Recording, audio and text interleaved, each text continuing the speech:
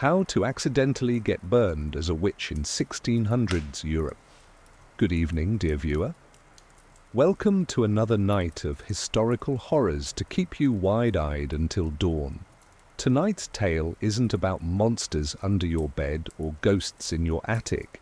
No, tonight we examine something far more terrifying, the fragility of human reason when confronted with fear, and how very, very easy it was to end up burned as a witch in 17th century Europe. So pull your blankets close, dim your lights, and prepare to time travel to a world where an accusation could consume you as readily as flames. Like and subscribe if you've never danced with the devil by pale moonlight. That you can remember. Let me tell you how you might have died. Part 1. Waking up to your normal doomed life. You awaken on a straw mattress that crackles beneath your weight. The smell of must and animal dung wafts through the single-room dwelling you share with your family, and, during winter, your livestock. If you're fortunate enough to have livestock, that is. It's 1640, something in your small village somewhere, in Europe. The exact year and location don't particularly matter. What matters is that you are alive during the peak of what historians will later call the Great European Witch Hunt. Between 1450 and 1750, approximately 80,000 suspected witches were tried and about half of them executed. Some estimates run higher, much higher, but you don't know that yet. You're just trying to get through today without starving or freezing to death. Your joints ache. At 35, you're already considered old. Your hands are calloused and cracked from endless labor. Your teeth, what remain of them, throb intermittently. Is that a new one, wiggling in the back? No matter. You have work to do. Before we begin your day, let's consider who you might be. Not a nobleman, certainly. Not a wealthy merchant. Not a university scholar or high-ranking church official. Because those people, particularly if they're men, rarely burn. Perhaps you're a peasant woman working a small plot of land with your husband. Maybe you're a midwife, bringing new life into this harsh world while surrounded by death. Or a widow, struggling to survive after losing your provider in the 30 Years' War. Maybe you're a healer with knowledge of herbs and poultices passed down from your mother. Maybe you're just someone who talks to your cat a bit too much. Whatever your specific circumstances, you likely share certain qualities. You're relatively poor, you're at society's margins, and most importantly, you're vulnerable. You rise and face your first task, making fire. With flint and steel, you strike sparks onto tinder, blowing gently until flames catch. There's power in this daily act, isn't there? Commanding fire to life. Remember this moment when the fire serves you, because there may come a day when you serve the fire instead. Part 2. Your daily life and its hidden dangers. Your daily routine is exhausting, back-breaking, and fraught with pitfalls you don't even recognize yet.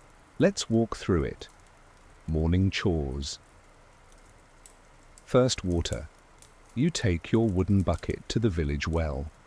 This seemingly mundane task carries its own dangers, not from the water itself, but from the people you'll meet. At the well, gossip flows as freely as water.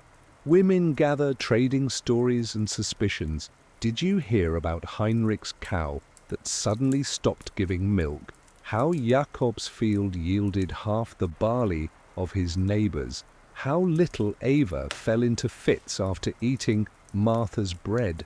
You listen. Perhaps contribute a story of your own, but be careful with your words. Notice how Greta looks at you when you mention your garden thrived despite the dry summer. Was that suspicion in her eyes? Remember that in this world, unusual success can be as dangerous as failure. Walking back with your heavy bucket, you pass the church. You cross yourself, of course. Everyone watches to see if you cross yourself. Not doing so would be noted. Doing it too elaborately might also draw attention. The perfect cross, not too hasty, not too showy, is part of your daily performance. The dangers of knowledge and healing. Back home, perhaps you brew medicinal tea for your ailing father. You've learned which herbs ease pain, reduce fever, soothe coughs. This knowledge was passed down from your mother and her mother before her. Be careful who sees you work with these plants. In an era before germ theory, when illness is attributed to divine punishment or demonic influence, your ability to ease suffering through natural means walks a dangerous line. The Latin word for witch, veneficus, originally meant poisoner. The distance between healer and witch is perilously short. Do your remedies work too well? Suspicion. Do they fail? Potentially also suspicion. Did you mutter something, a prayer, a remembered instruction, even just counting under your breath while preparing the cure? Someone might remember that muttering later. After tending to your father, you might check your small garden. If you're a widow or unmarried, this patch of earth might be your lifeline. Among your vegetables, you've planted some herbs: chamomile for sleep, sage for sore throats, rosemary to mask the taste of spoiling meat. Do you talk to your plants as you tend them? People talk to their crops all the time, but be mindful of who hears your words. A blessing for growth could be misinterpreted as an incantation, and that cat that follows you around, keeping your garden free of mice. What color is it? Black? Be careful how much affection you show it publicly, and for heaven's sake, don't give it a name that someone might overhear. The isolation of poverty and widowhood. If you're a widow, your position is particularly precarious. Medieval and early modern European societies had limited safety nets for women without male protection. Even if you inherited property from your husband, not guaranteed, managing it alone marked you as different. Your neighbors might offer help. After your husband's death, bringing food or assistance with heavy tasks. But their charity has limits. As weeks become months, become years, their empathy may wane. Your continued struggle becomes an uncomfortable reminder of vulnerability. Some may begin to wonder why you persist despite hardship. Is it possible you've made some unholy arrangement? After all, how does a lone woman survive? And why do you live apart on the edge of the village when most huddle together for safety and community? Perhaps it's not widowhood but age that isolates you. You've survived longer than many, accumulated knowledge and developed eccentricities. Your face has weathered into unreadable terrain. Children stare as you pass.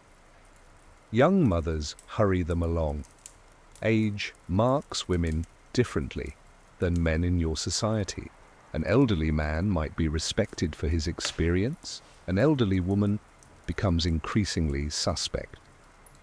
Your knowledge, once valued, now makes others uncomfortable. Why do you know so much about birth and death?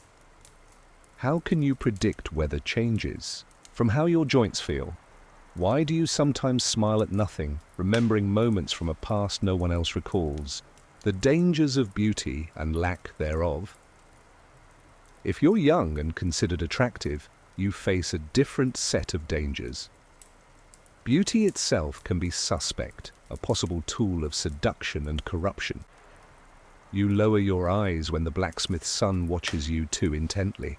You've heard whispers about Agnes, who they say bewitched the merchant's boy, making him forsake his betrothed. Agnes swore she'd done nothing to encourage him, but the damage was done. The whispers followed her, growing louder with each rejection. She delivered.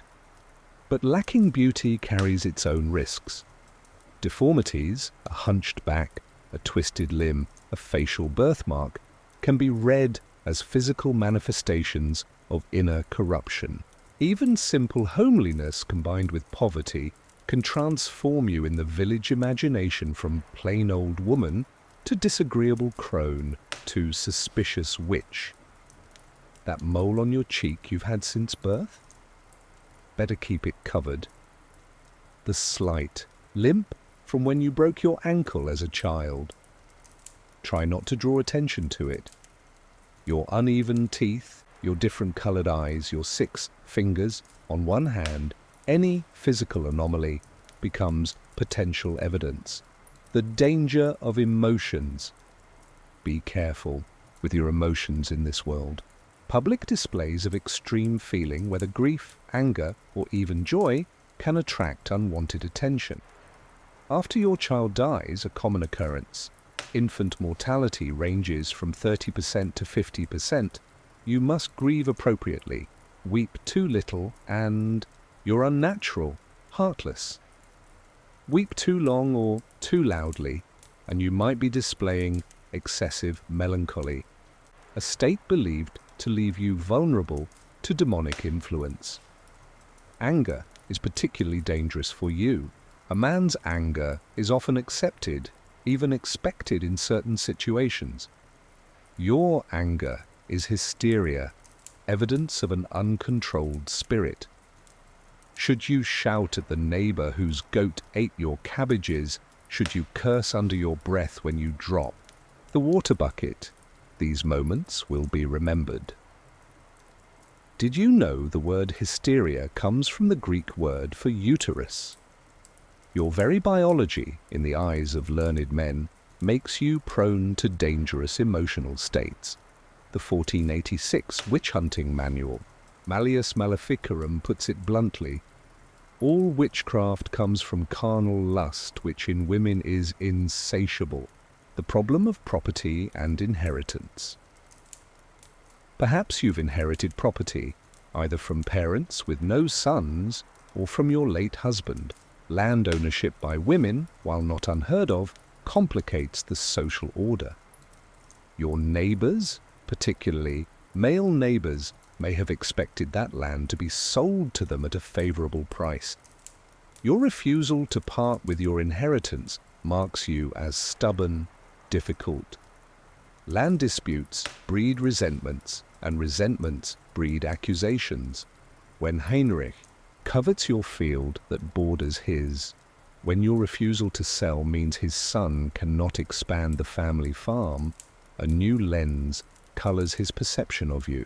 Every misfortune on his property, livestock illness, failed crops, a collapsing fence, becomes a potential act of malice on your part. Or perhaps your vulnerability lies not in having property, but in having none. With no land, no husband, no family to speak for you, you must rely on village charity or your own ingenuity. Your poverty forces you to beg, to scavenge, to wander boundaries, gathering what others discard. This transient existence places you outside normal social controls. The complexity of childbirth and midwifery. If you're a midwife, you occupy an especially complicated position. Your knowledge of women's bodies and the mystery of birth grants you respect, but also surrounds you with suspicion.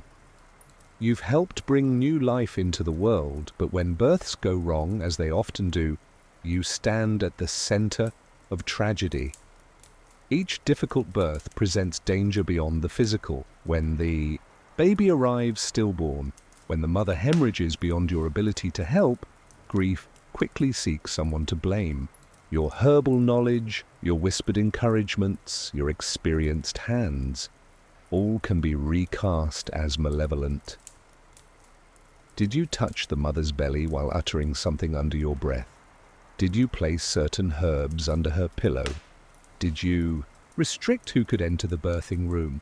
All traditional midwifery practices, all potentially damning in retrospect, and your knowledge of preventing or terminating pregnancy, information passed quietly from woman to woman, this might be your most dangerous wisdom.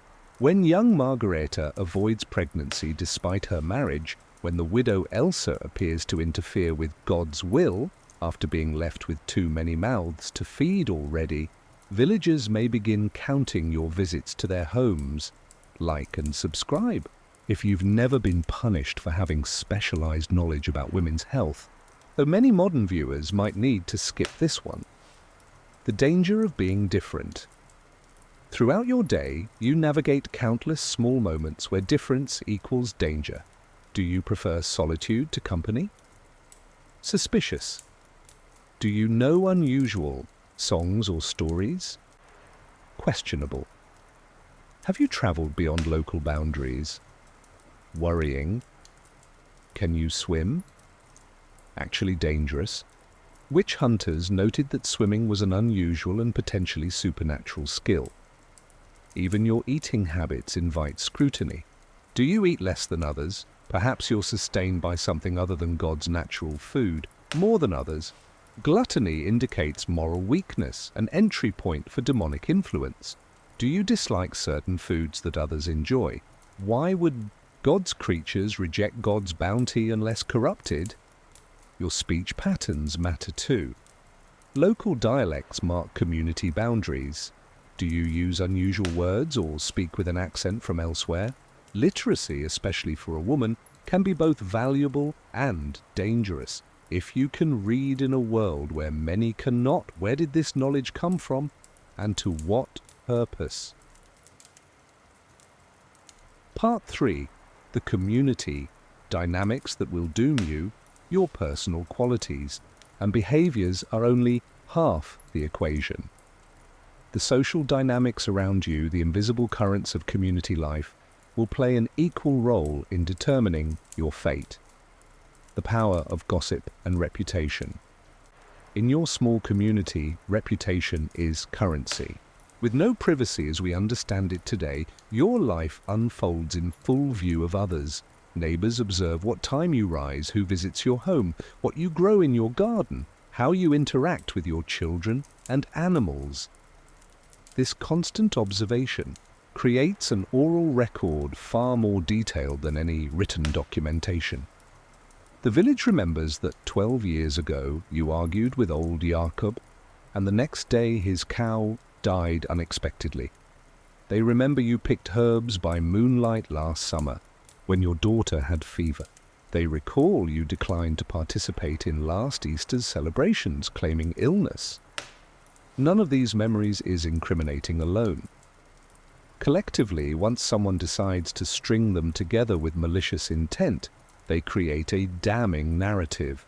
That mechanism of gossip serves as both social regulation and information network.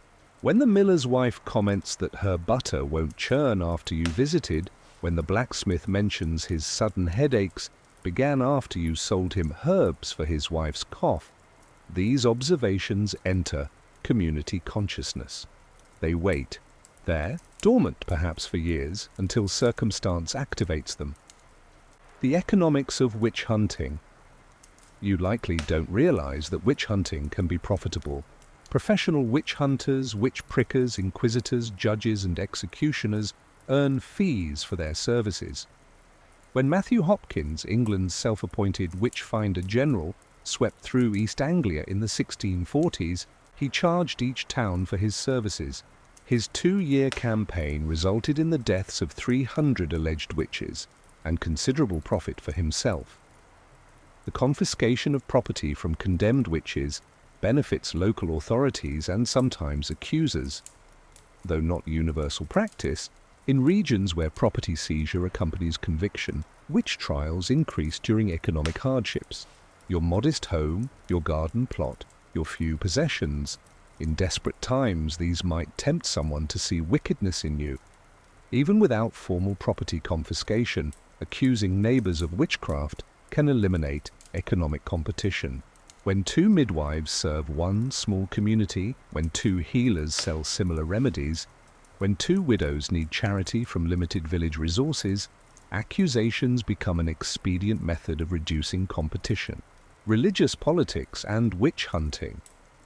The century you live in seethes with religious conflict. The Protestant Reformation has shattered the unified Christian structure of medieval Europe, leading to wars, persecutions, and profound anxiety. Both Catholic and Protestant authorities use witch trials to assert control over religious practice and to eliminate those whose spirituality seems unorthodox. Your village may sit near a religious boundary, Catholic territory bordering Protestant lands. These frontier zones often see increased witch hunting as each side demonstrates their godliness through aggressive prosecution of perceived evil. Both Protestants and Catholics burn witches, sometimes competing to prove which faith defends most vigorously against Satan's influence. Your personal religious practices matter intensely in this environment. Do you attend the correct church? Do you know the currently approved prayers? Has your family's allegiance shifted with political winds, marking you as potentially disloyal?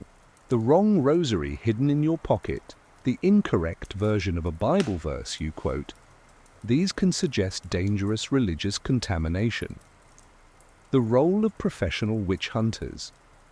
By the 17th century, witch hunting has become a profession with its own experts, manuals, and methodologies. The most infamous text, the Malleus Maleficarum, or Hammer of Witches, published in 1486, provides detailed instructions for identifying, trying, and executing witches. When a woman thinks alone, she thinks evil. This charming sentiment appears in the Malleus, setting the tone for a manual that assumes female guilt and provides circular logic to prove it. If you're a woman, particularly an independent-minded one, this influential text has already condemned you. Professional witch hunters bring outside authority to local suspicions. When figures like Hopkins in England, Pierre Delanche in France, or Nicolas Remy in Lorraine arrive in a community, they don't simply respond to accusations, they actively generate them. Their interrogation techniques create confessions. Their specialized knowledge transforms ordinary misfortunes into evidence of witchcraft. These professionals introduce standardized witch hunting procedures to communities that might otherwise handle suspicions less systematically. They know what questions to ask, what tests to administer, what signs to look for on your body. Their arrival in your village marks an escalation from whispering to formal danger, the contagion of accusation. Witch trials rarely stop with a single accused. Once accusations begin, they tend to spread, creating chain reactions that can engulf dozens or even hundreds. The mechanics of this contagion become clear when you understand interrogation techniques. Under torture or threat, accused witches are pressed to name accomplices. Who did you see at the Sabbath? Who taught you witchcraft? Who joined you in signing Satan's book? Torture continues until names are provided. This forced naming creates webs of accusation. The newly accused are then tortured until they too provide names. In the infamous Salem witch trials of 1692, technically outside our European focus, but following European patterns, initial accusations against 3 women expanded to over 200 accused and resulted in 19 executions before authorities finally halted the proceedings. If your name enters this cascade, whether because of personal grudges, unlucky associations, or random selection by a tortured neighbor desperate to satisfy interrogators, you join a process designed to confirm guilt rather than establish truth. Part 4. The accusation. It happens on an ordinary Tuesday. You're preserving vegetables for winter, perhaps, or mending clothes by firelight. The knock comes, authoritative, unmistakably official. Before you open your door, you review your recent days. Has anything happened that might explain this visit? Did you argue with anyone at the market? Did you refuse charity to a beggar who might have cursed you in return? Did someone fall ill after declining your advice? The village constable doesn't come alone. He brings the priest, perhaps, or village elders. Their faces are grim, avoiding your eyes. The accusation, when it comes, may be specific or shockingly vague. You have been accused of maleficium against the Schmidt family's infant son. you have been named as one who attends unholy gatherings in the forest. Multiple witnesses attest to your unnatural abilities and commerce with dark forces. However it's phrased, the accusation initiates a process that, once begun, becomes nearly impossible to escape. You protest, of course. Demand to know your accuser, a right not always granted. Insist on your innocence, your Christian faith, your lifetime of virtue. Their faces remain impassive. In some regions, you're arrested immediately. In others, you're placed under community surveillance, prohibited from leaving your home or speaking privately with others who might support you. The stages of your new reality. The period between accusation and trial varies widely across Europe. In some regions, particularly those with secular courts, the process might stretch over months. In areas where religious tribunals hold jurisdiction, events may unfold more rapidly. During this time, your community transforms around you. Former friends cross the street to avoid proximity. Your children may be taken from you, placed with godly families for protection from your influence. Your property might be inventoried and sealed, making you dependent on increasingly reluctant charity. Most devastating is the contagion effect that radiates outward from you. Your family members, particularly female relatives, fall under suspicion. Your mother, your daughters, your sisters all become scrutinized, their histories re-examined through the lens of your alleged witchcraft. In this liminal period, investigators build their case. They interview neighbors, collecting stories of unusual occurrences connected to you. They examine your home for witch bottles, poppets, dolls used for sympathetic magic, unfamiliar herbs or markings. They scrutinize your body for witches' marks, moles, scars or birthmarks interpreted as teats for suckling demonic familiars. Your past is ransacked as thoroughly as your physical dwelling. That argument with the blacksmith's wife 3 summers ago, now she recalls feeling strangely weak afterward. Your herbal remedy that couldn't save the carpenter's child, now remembered as the cause of death rather than a failed cure. Your prediction of early frost last autumn, now evidence of unnatural weather control. The isolation and psychological breakdown. If physically detained before trial, you enter a world designed to break you. 17th century jails offer conditions modern humans would consider torture even without formal interrogation. You likely share a filthy cell with other accused witches. Prison conditions, cold, starvation, insect and rodent infestations, waste accumulation, constitute severe physical stress. Many accused witches die in prison before their trials conclude. Sleep deprivation serves as both unintentional condition and deliberate tactic. Guards may keep lamps burning constantly or wake you regularly for questioning. They might bind you in uncomfortable positions that prevent rest. The physical and psychological effects of prolonged sleep deprivation, disorientation, confusion, hallucinations, increase your vulnerability during interrogation. Isolation from supportive community members prevents you from maintaining your personal narrative against the overwhelming official version. Alone or among fellow accused, who might be encouraged to testify against you for leniency, you have no one to reflect your lifetime identity back to you. Only the interrogator's version remains consistently presented. You are a witch in league with Satan, a danger to the community. The interrogation begins. Your first formal interrogation may come after days or weeks of this preparatory breakdown.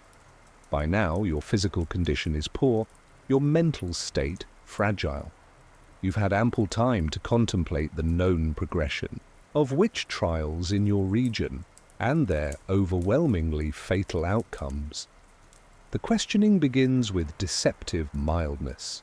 They ask basic information, your name, age, family connections. They inquire about your religious knowledge. Can you recite the Lord's Prayer, the Apostles' Creed, the Ten Commandments? Any hesitation or error becomes noted as potential evidence. Trick questions appear among routine ones.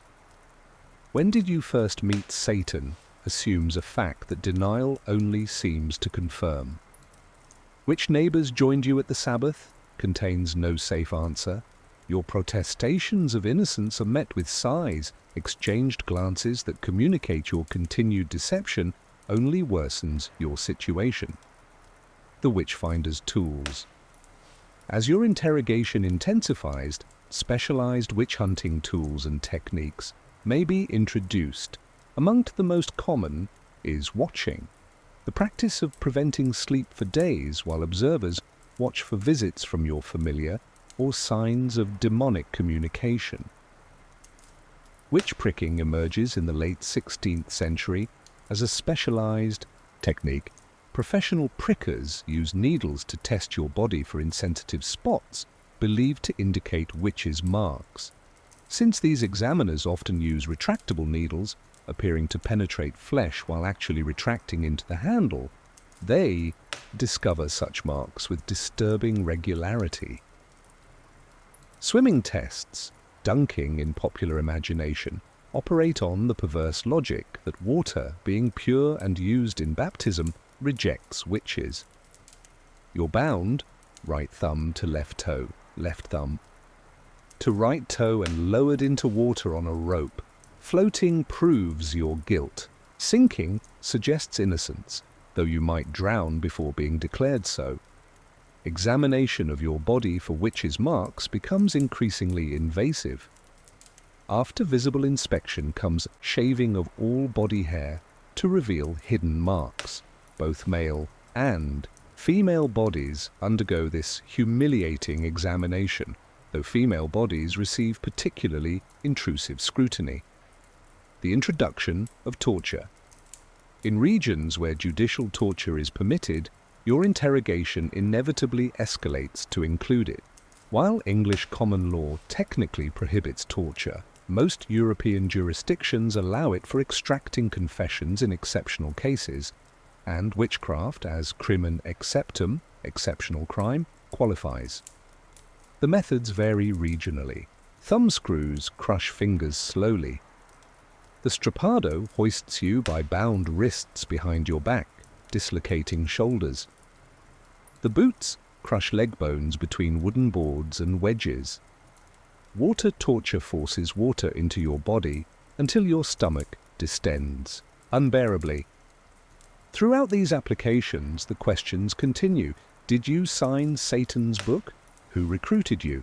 When did you first deny Christ? What maleficia have you committed against your neighbors? Which others in the village share your guilt? The interrogators assure you that confession brings mercy, perhaps a quicker death, or strangling before burning. They promise an end to your current suffering. After hours or days of escalating pain, with no hope of rescue, your resistance crumbles. You'll say anything they want to hear. The confession. Eventually, most accused witches confess. Records indicate confession rates of 95% or higher in many European witch trials. This statistic isn't surprising when you consider the combined pressures: physical torture, psychological manipulation, sleep deprivation, and the knowledge that resistance merely prolongs suffering without changing the likely outcome. Your confession follows patterns established by your interrogator's questions and contains elements drawn from witch-hunting manuals, popular folklore, and previous confessions in your region. Though you've never experienced the events you describe, you construct a narrative that satisfies your tormentors. Yes, you signed Satan's book in blood. Yes, you received a mark, conveniently matching that mole or scar already noted on your body. Yes, you attended Sabbaths in the forest where you danced widdershins counterclockwise, participated in obscene parodies of Christian sacraments, and coupled with demons. You confess to specific acts of maleficia against neighbors, causing illness, killing livestock, blighting crops, preventing conception, spoiling beer. The interrogators helpfully suggest targets based on collected village. Complaints, that time the miller's child fell ill after you argued with him about payment. You confess to causing it through powder sprinkled on their doorstep. Most dangerously, you name accomplices. Some accused witches resist this longest, even after confessing their own supposed crimes, but continued torture combined with leading. Questions. Was Goodwife Schmidt with you? Several witnesses place her at the Sabbath. Eventually produces names. The trial. If your region observes legal formalities, a trial follows your confession. By the 17th century, many witch trials have become public spectacles, opportunities for authorities to demonstrate their vigilance against hidden evil. Your physical appearance at trial shocks those who haven't seen you since your arrest. Weeks or months of imprisonment, torture, and inadequate food have transformed you. This transformation itself becomes evidence, your deterioration attributed to demons abandoning you after confession rather than to your treatment. The trial proceedings vary by jurisdiction. In some regions, particularly under the Inquisition, careful documentation and witness examination create a veneer of judicial propriety. In local secular courts, proceedings might be shockingly brief, with judgment following almost immediately after charges are read, your confession likely read. Allowed to the assembly forms the core evidence against you. The legal principle of confession as queen of proofs means this testimony, extracted under conditions modern courts would invalidate immediately, outweighs any character witnesses or contrary evidence you might present. If you've recanted, your confession between interrogation and trial, as some accused witches do once torture ceases, this recantation is generally dismissed. Authorities explain that demons have regained influence over you, compelling you to deny what you freely admitted. Your previous confession stands. Witnesses against you might include neighbors with grudges, professional witchfinders testifying to their examination results, even children claiming spectral attacks.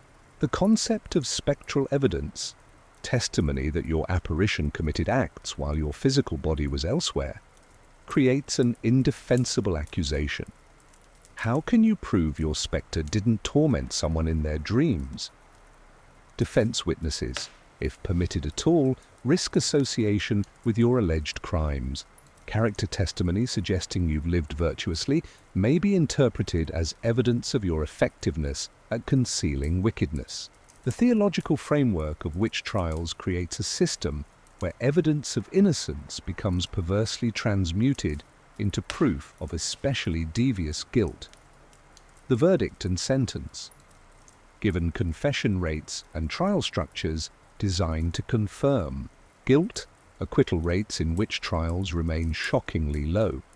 Across Europe, approximately 80% of tried witches received guilty verdicts, though this percentage varies significantly by region and time period. When the verdict arrives, guilty, almost certainly your sentence follows immediately. While burning remains the most infamous execution method for witches, regional variations exist. In England, witches were typically hanged rather than burned. In parts of Germany and Switzerland, decapitation might precede burning. Drowning or pressing, slowly crushing beneath heavy stones, appear in some jurisdictions. You shall be taken from this place to a place of execution, where you will be burned at the stake until your body is reduced to ashes. The details of your execution are specified with bureaucratic precision. The date, the location, the materials to be used, the officials required to attend, all delineated as if discussing a community festival rather than the deliberate ending of human life. Part 5. Your final days. After sentencing, your remaining time ranges from hours to weeks, depending on local custom and the court's calendar. This period offers one final opportunity to repent, to admit your crimes against God and community, and to beg forgiveness. Many condemned witches do demonstrate repentance, having internalized the narrative of their guilt after months of being told their false memories are real. Stockholm Syndrome avant la lettre. You may develop profound emotional dependence on your accusers, the only people who now interact with you regularly.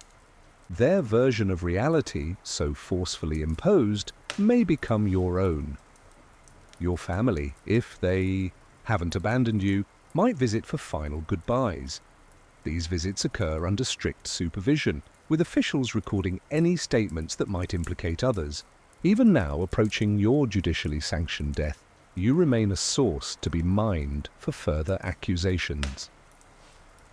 Some regions allow a last meal or small comforts before execution. These gestures of humanity arrive too late to mitigate the systemic inhumanity of your treatment, but may provide momentary respite.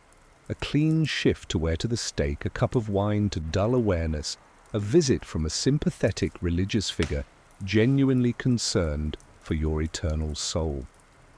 The procession to execution.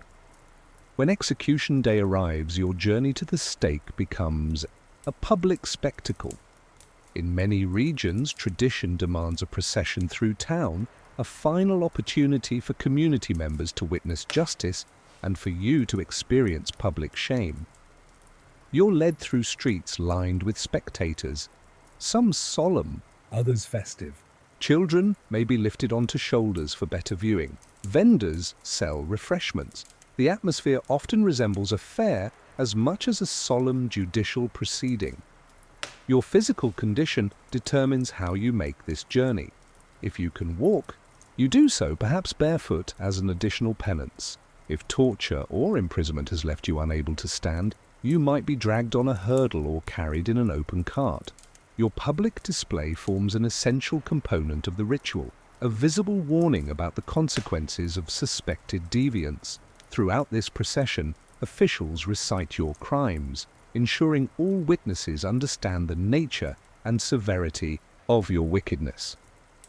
Your name becomes permanently associated with diabolical acts you never committed, your legacy rewritten as community memory. The execution site. Burning sites typically occupy significant public spaces, market squares, fields, just outside town walls, prominent crossroads.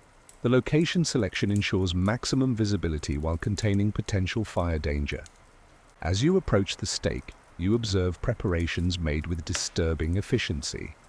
This is far from the first witch burning your executioners have conducted. They know precisely how to arrange wood for optimal burning, where to position the stake, how to secure chains to prevent escape when flames intensify. In regions practicing merciful execution, a sack of gunpowder might be tied around your neck, designed to explode when flames reach it, bringing quicker death than slow burning. This mercy depends on executioner's skill and compassion, neither guaranteed. Sometimes the powder fails to ignite or explodes too late to prevent prolonged suffering. Before burning, you might face final attempts to extract additional names or confessions. Even here, at the literal stake, authorities seek to expand the circle of accusation. Your compliance might earn small mercies, strangulation before burning, additional gunpowder, greener wood that produces smoke to cause unconsciousness before flames cause maximum pain. The final moments, you're secured too. The stake with chains or ropes at multiple points, waist, arms, ankles, preventing movement once flames intensify. The pole typically stands several feet tall, elevating you above initial flames for visibility and prolonging the spectacle. An official reads your sentence once more, emphasizing the justice of your punishment and its necessity for community protection. A religious representative offers final opportunity for repentance, assuring that sincere contrition might yet save your immortal soul, even as your mortal body pays for earthly crimes. The executioner approaches with torch. This moment, fire. Meeting wood, represents the culmination of months of accusation, interrogation, confession, and judgment. Years of community suspicion, centuries of theological elaboration on witchcraft, millennia of fear directed at those perceived as different, all concentrate into this point of ignition. The fire begins slowly, flames consuming outer layers of wood before reaching your body. Smoke often causes unconsciousness before flames cause worst pain, a small mercy amid methodical cruelty. Death typically results from carbon monoxide poisoning before actual burning destroys vital organs. As consciousness fades, perhaps you experience clarity that eluded you throughout your ordeal.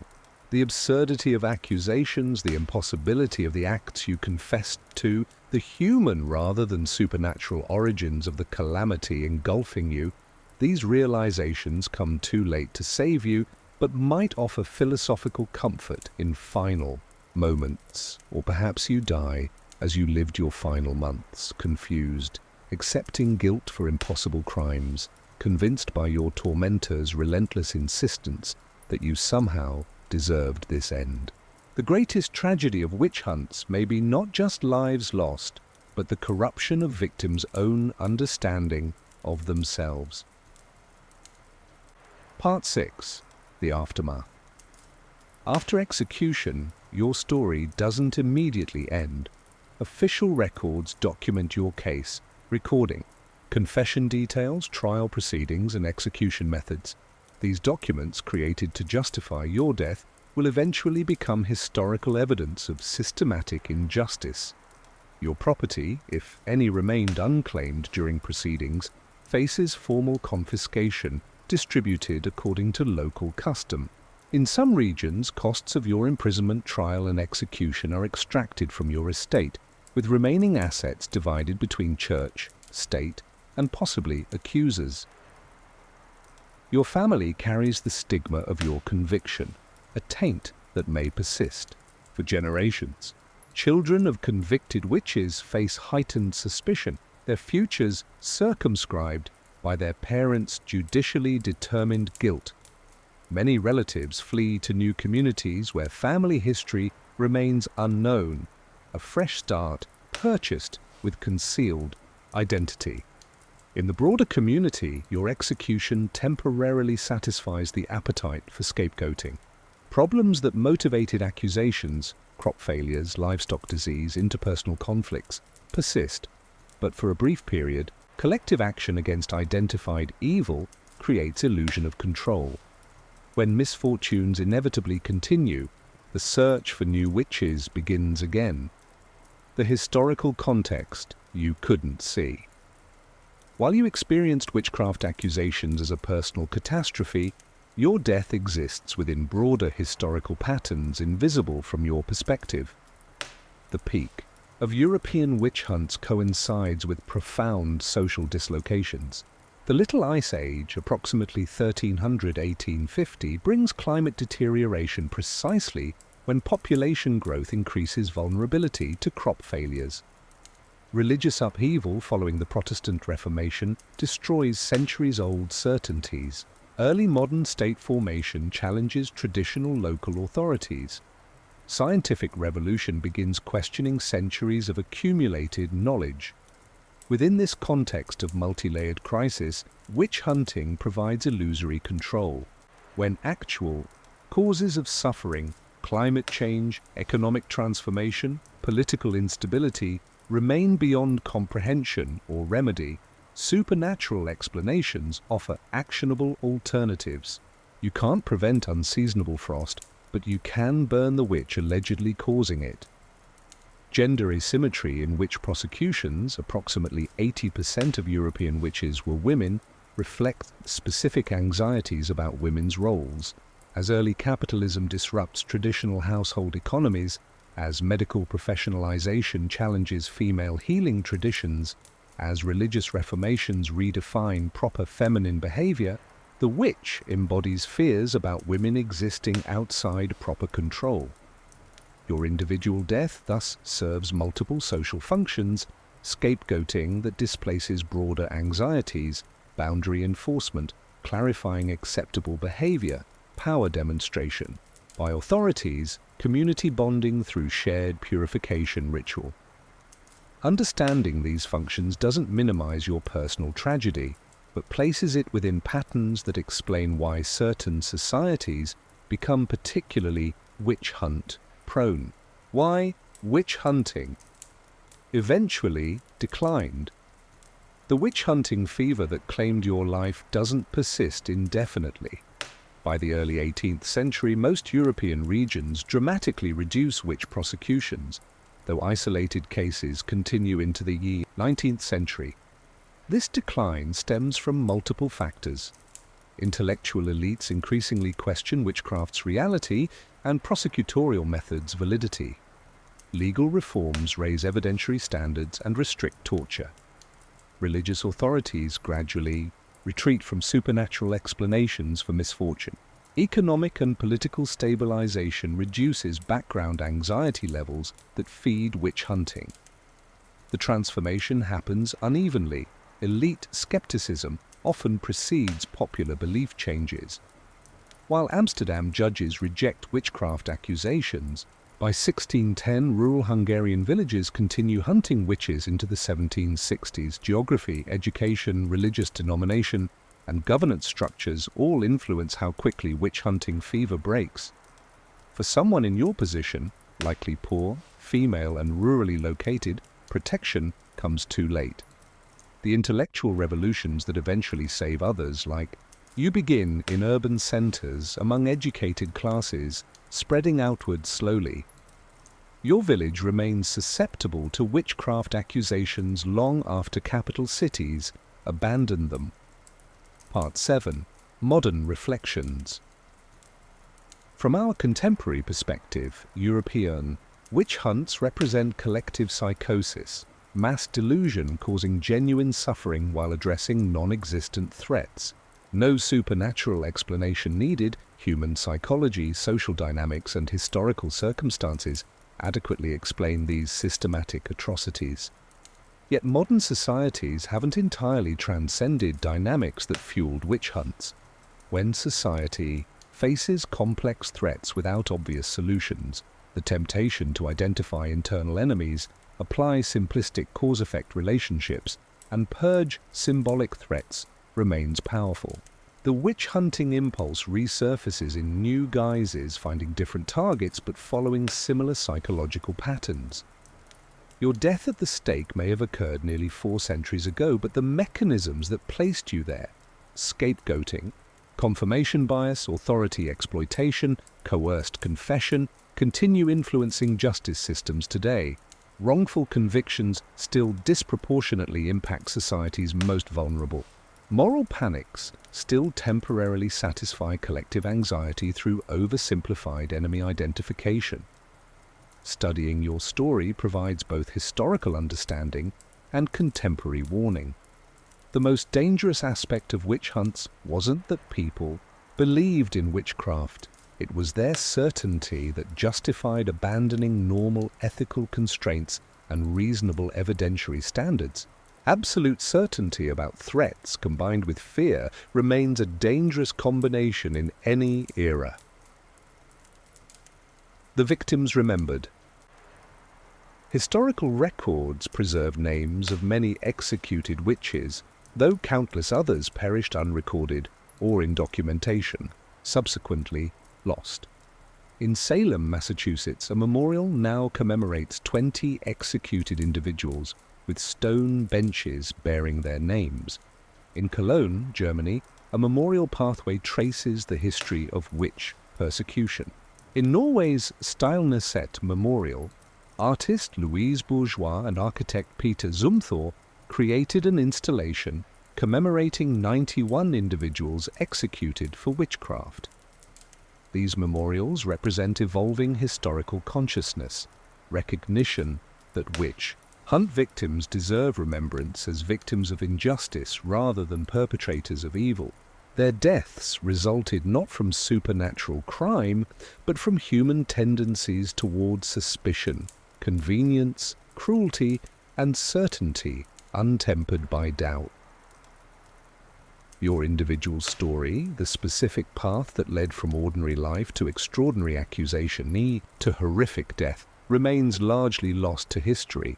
Court records preserve distorted versions. Confession documents contain narratives you were forced to construct. Your authentic voice, your actual experiences, your genuine character largely vanish beneath officially produced documentation. Modern historians attempt to reconstruct lives beneath accusations, to understand real people behind which stereotypes. They analyze court records against economic data, family relationships, community tensions. They apply psychological understanding to interrogation techniques. They contextualize individual prosecutions within broader pattern recognition. These efforts partially restore humanity to historical figures long reduced to iconic representations of evil, ethical lessons for modern times. Your imagined journey from ordinary life to witch's stake offers several ethical lessons relevant beyond historical interest. First, recognize that certainty creates vulnerability to manipulation. When communities become absolutely convinced particular threats exist, evidence standards deteriorate, and normal ethical constraints weaken. Cultivating appropriate doubt, considering alternative explanations, questioning authority claims, maintaining healthy skepticism provides protection against moral panics. Second, understand that confession reliability depends entirely on conditions under which it's obtained. Your false confession resulted from systematic pressure designed specifically to produce it. Modern justice systems still overvalue confessions despite demonstrated unreliability under psychological pressure, sleep deprivation, or false promises of leniency. Third, recognize that vulnerabilities to accusation remain unequally distributed. Your gender, economic status, social position, and physical attributes increased your witch suspicion risk. Similarly, modern accusatory systems, whether legal, social, or political, continue placing greater burdens on society's less powerful members. Fourth, beware systematized accusation with professional incentives attached. When witch hunting became a profession with financial rewards, accusations multiplied. When systems incorporate rewards for finding particular types of wrongdoing, discovered instances of that wrongdoing mysteriously increase, whether or not actual incidence changes. Finally, recognize that evil rarely announces itself as such.